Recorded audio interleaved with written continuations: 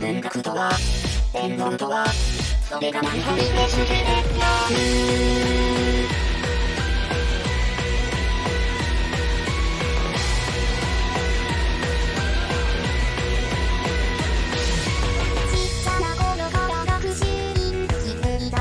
気になってた弱い体に劣等感い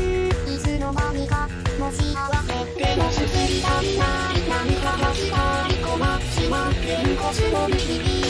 誰もなったらもっとする少年それもそっか左の病弱などノルマゲーム父親の妨害で神経衰弱一生不のこのショットハン運命の一度に場所です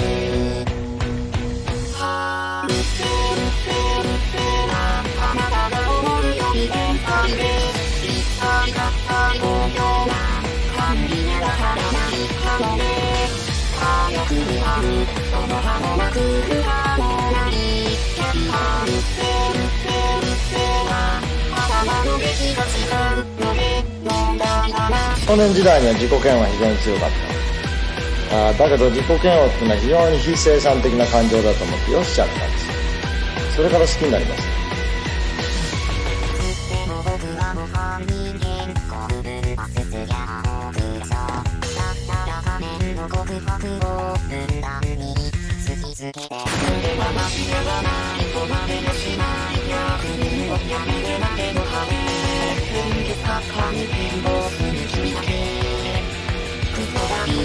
軍国主義のボンベリの排斥しますと民主主義の時代に経済柱事実アメリカのハロウィン文化なんて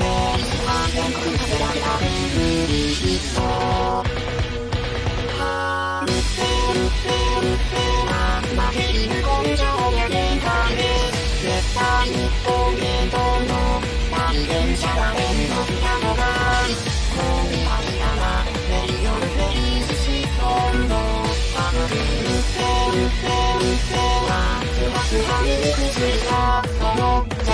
日本の知識人というものが思想というものに力があって知識というものに力があってそれだけで、人間の上に君臨しているという形が嫌いで嫌いでたまらなかった。